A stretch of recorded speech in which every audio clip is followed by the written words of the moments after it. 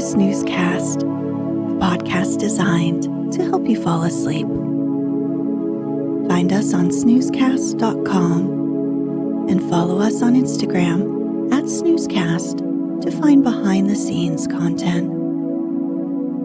If we help you fall asleep easier, please consider supporting us in one of 3 free ways. You can write a review on the Apple Podcasts app, or share what you love on social media, or share us directly with a friend who has trouble falling asleep. Thank you to all our listeners who have done so. This episode is brought to you by our Patreon supporters and by Sledding Down the Mountain. Tonight, we'll read the next part to the classic children's story Heidi, published in 1881 by Swiss author Johanna Spyri. If you'd like to start from the beginning, you'll find that the very first episode aired on March 8th, 2019. If you'd like to listen to this continuing story in order, go to snoozecast.com/series. Heidi is a novel about the life of a young girl in her grandfather's care in the Swiss Alps. Heidi is one of the best-selling books ever written and is among the best-known works of Swiss literature. In the previous episode, Mr. Sesemann and Clara convinced their friend, the doctor, to visit Heidi on the mountain in place of Clara. She is still too weak to go herself, and the winter is approaching.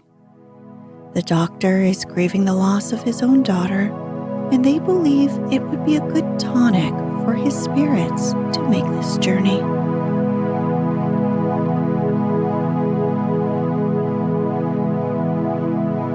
Let's get cozy. Close your eyes. Relax your body into the softness of your bed.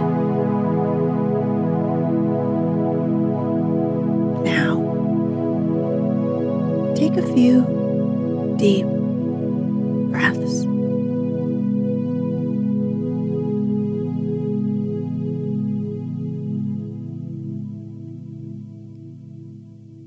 Since Heidi had come home again to her grandfather, she did many things that had never occurred to her before. For instance, she would make her bed every morning and run about the hut, tidying and dusting. With an old rag, she would rub the chairs and table until they shone, and the grandfather would exclaim, "It's always Sunday with us now. Heidi has not been away in vain." On this day, after breakfast, when Heidi began her self-imposed task, it took her longer than usual, for the weather was too glorious to stay within. Over and over again, a bright sunbeam would tempt the busy child outside. How could she stay indoors when the glistening sunshine was pouring down and all the mountains seemed to glow? She had to sit down on the dry, hard ground and look down into the valley and all about her. Then, suddenly remembering her little duties, she would hasten back. It was not long, though, till the roaring fir trees tempted her again. The grandfather had been busy in his little shop, merely glancing over at the child from time to time. Suddenly, he heard her call, "Oh, grandfather, come." He was frightened and came out quickly. He saw her running down the hill crying, "They're coming, they're coming. Oh, the doctor is coming first." When Heidi at last reached her old friend, he held out his hand, which Heidi immediately seized. In the full joy of her heart, she exclaimed, "How do you do, doctor? And I thank you 1,000 times." "How are you, Heidi? But what are you thanking me for already?" the doctor asked with a smile. "Because you let me come home again," the child explained. The gentleman's face lit up like sunshine. He had certainly not counted on such a reception on the Alp. On the contrary, not even noticing all the beauty around him, he had climbed up sadly, for he was sure that Heidi probably would not know him anymore. He thought that he would be far from welcome, being obliged to cause her a great disappointment. Instead, he beheld Heidi's bright eyes looking up at him in gratefulness and love. She was still holding his arms when he said, "Come now, Heidi, and take me to your grandfather, for I want to see where you live." Like a kind father, he had taken her hand, but Heidi still stood there and looked down the mountainside. "But where are Clara and Grandmama?" she asked. "Child, I must tell you something now, which will grieve you as much as it grieves me," replied the doctor. "I had to come alone, for Clara has been very ill and could not travel. Of course, Grandmama has not come either, but the spring will soon be here, and when the days get long and warm, they will surely visit you." Heidi was perfectly amazed. She could not understand how all those things that she had pictured to herself so clearly would not happen after all. She was standing perfectly motionless, confused by the blow. It was some time before Heidi remembered that, after all, she had come down to meet the doctor. Looking up at her friend, she was struck by his sad and cheerless face. How changed he was since she had seen him. She did not like to see people unhappy, least of all the good, kind doctor. He must be sad because Clara and Grandmama had not come. And to console him, she said, "Oh, it won't last long till spring comes again. Then they'll come for sure. They'll be able to stay much longer then, and that will please Clara.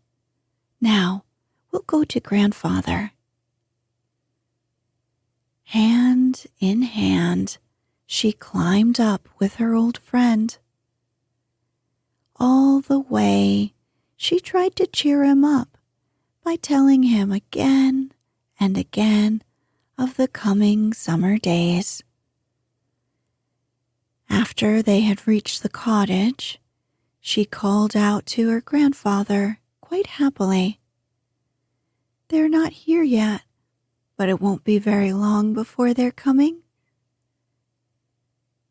The grandfather warmly welcomed his guest, who did not seem at all a stranger, for had not Heidi told him many things about the doctor?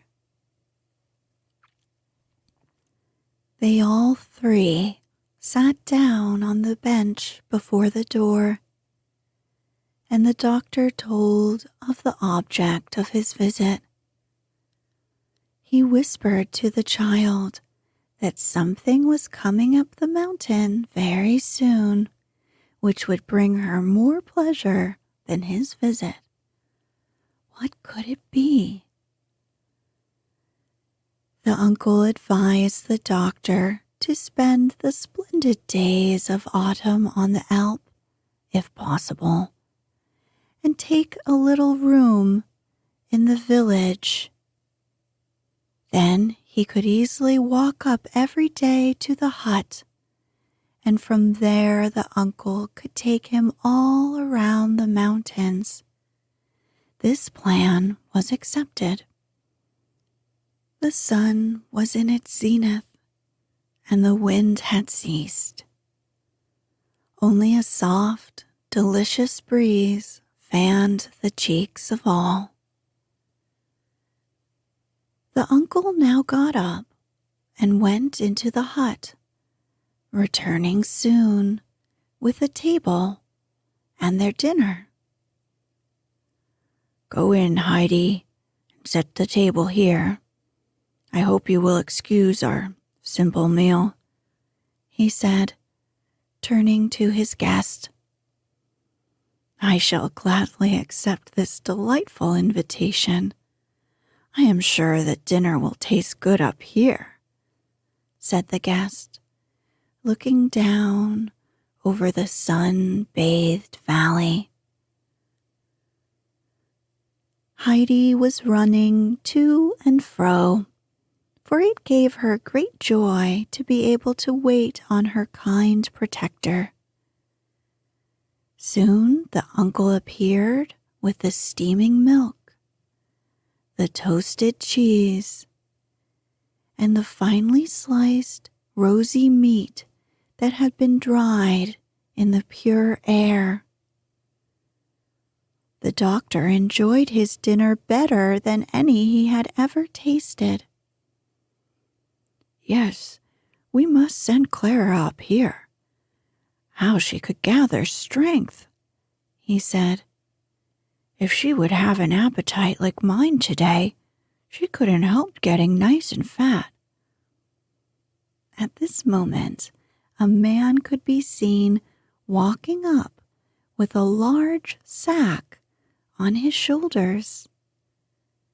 Arriving on top, he threw down his load, breathing in the pure, fresh air. Opening the cover, the doctor said, "This has come for you from Frankfurt, Heidi. Come and look what it is." Heidi timidly watched the heap, and only when the gentleman opened the box with the cakes for the grandmother, she said joyfully, "Oh, now grandmother can eat this lovely cake." She was taking the box and the beautiful shawl on her arm and was going to race down to deliver the gifts when the men persuaded her to stay and unpack the rest. What was her delight at finding the tobacco and all the other things. The men had been taking a time to talk together, and when the child suddenly planted herself in front of them and said, "These things have not given me as much pleasure as the dear doctor's coming," both men smiled. When it was near sunset, the doctor rose to start on his way down. The grandfather, carrying the box, the shawl, and the sausage, and the guest holding the little girl by the hand, they wandered down the mountainside. When they reached Peter's hut, Heidi was told to go inside and wait for her grandfather there. At parting, she asked, "Would you like to come with me up to the pasture tomorrow, Doctor?" "With pleasure. Goodbye, Heidi," was the reply. The grandfather had deposited all the presents before the door, and it took Heidi long to carry in the huge box and the sausage. The shawl she put on the grandmother's knee. Brigida had silently watched the proceedings and could not open her eyes wide enough when she saw the enormous sausage. Never in her life had she seen the like, and now she really possessed it and could cut it herself. "Oh, grandmother, don't the cakes please you awfully? Just look how soft they are," the child exclaimed.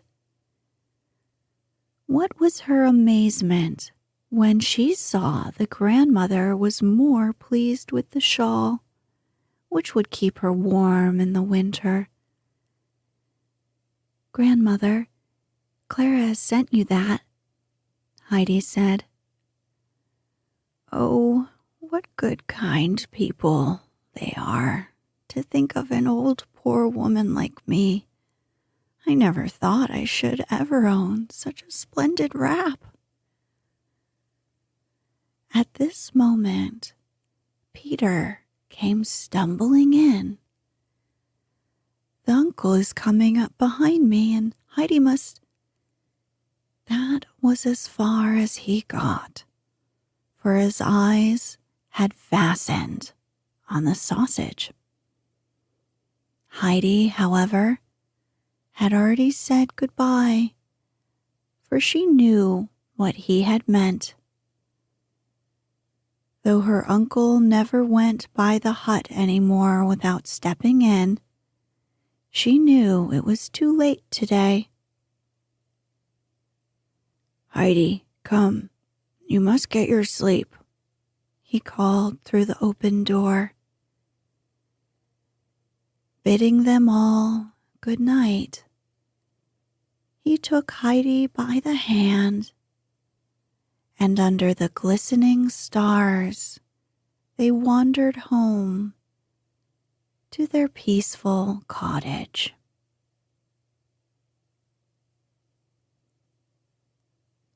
Chapter 17. Early the next morning, the doctor climbed up the mountain in company with Peter and his goats. The friendly gentleman made several attempts to start a conversation with the boy, but as answers to his questions, he got nothing more than monosyllables. When they arrived on top, they found Heidi already waiting, fresh and rosy as the early dawn. "Are you coming?" asked Peter, as usual. "Of course I shall, if the doctor comes with us," replied the child. The grandfather, coming out of the hut, greeted the newcomer with respect. Then he went up to Peter and hung on his shoulder the sack, which seemed to contain more than usual that day. When they had started on their way, Heidi kept urging forward the goats, which were crowding about her. When at last she was walking peacefully by the doctor's side, she began to relate to him many things about the goats and all their strange pranks, and about the flowers, rocks, and birds they saw. When they arrived at their destination, time seemed to have flown.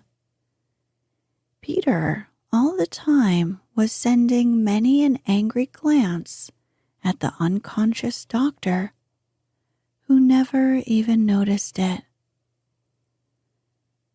Heidi now took the doctor to her favorite spot. From there, they could hear the peaceful sounding bells of the grazing cattle below. The sky was deep blue, and above their heads the eagle was circling with outstretched wings. Everything was luminous and bright about them, but the doctor had been silent. Suddenly looking up, he beheld Heidi's radiant eyes. "Heidi, it is beautiful up here," he said. "But how can anybody with a heavy heart enjoy the beauty? Tell me." "Oh," exclaimed Heidi, "one never has a sad heart here. One only gets unhappy in Frankfurt." A faint smile passed over the doctor's face.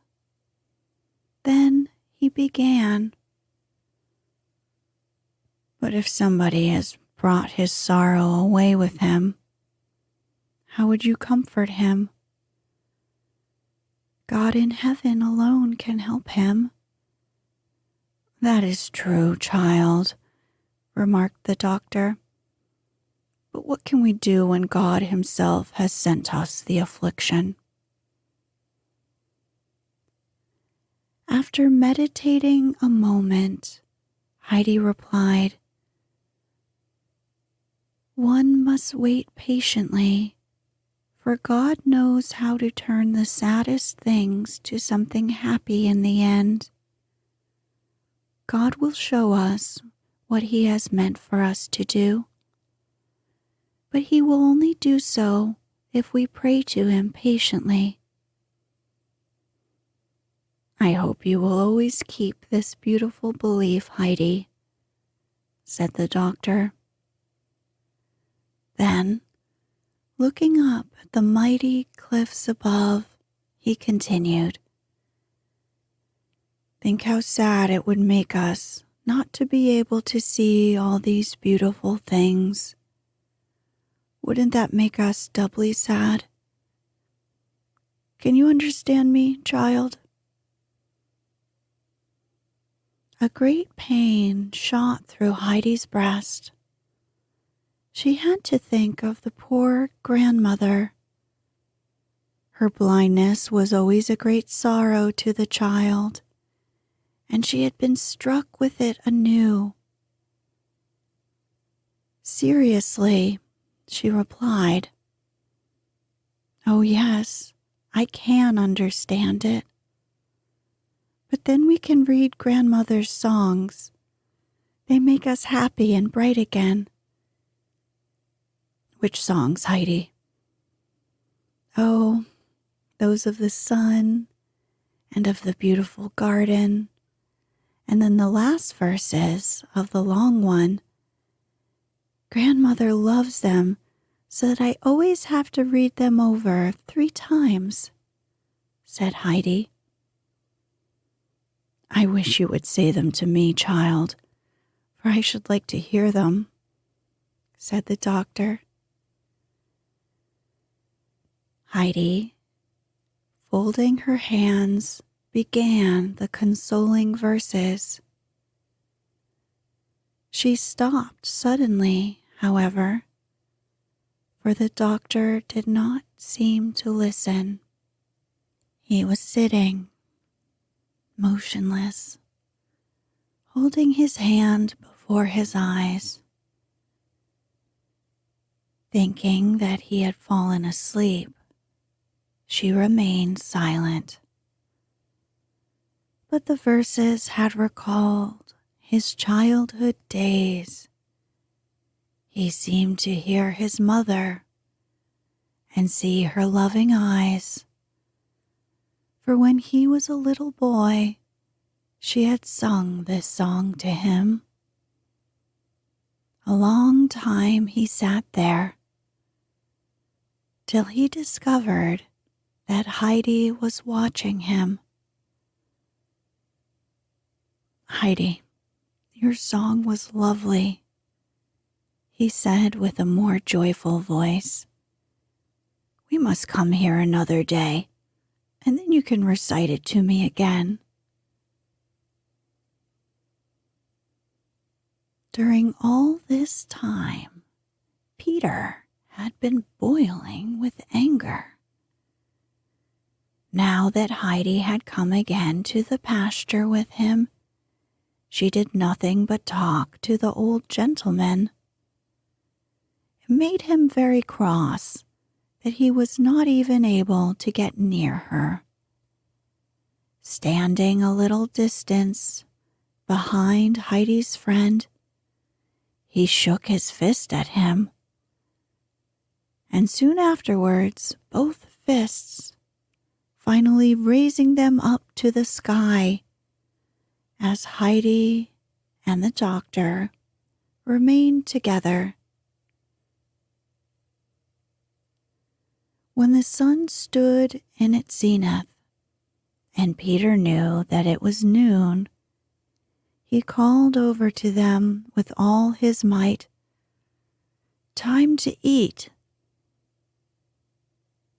When Heidi was getting up to fetch their dinner, the doctor just asked for a glass of milk, which was all he wanted. The child also decided to make the milk her sole repast, running over to Peter and informing him of their resolution. When the boy found that the whole contents of the bag was his, he hurried with his task as never in his life before. But he felt guilty on account of his former anger at the kind gentleman. To show his repentance, he held his hands up flat to the sky, indicating by his action that his fists did not mean anything anymore. Only after that did he start with his feast. Heidi and the doctor had wandered about the pasture till the gentleman had found it time to go home. He wanted Heidi to remain where she was, but she insisted on accompanying him. All the way down, she showed him many places where the pretty mountain flowers grew, all of those whose names she could tell him. When they parted at last, Heidi waved to him. From time to time, he turned about, and seeing the child still standing there, he had to think of his own little daughter, who used to wave to him like that when he went away from home. The weather was warm and sunny that month. Every morning, the doctor came up the Alp, spending his day very often with the old man. Many a climb they had together that took them far up to the bare cliffs near the eagle's haunt. The uncle would show his guest all the herbs that grew on hidden places and were strengthening and healing. He could tell many strange things of the beasts that lived in the holes in rock or earth, or in the high tops of trees. In the evening, they would part, and the doctor would exclaim, "My dear friend, I never leave you without having learned something."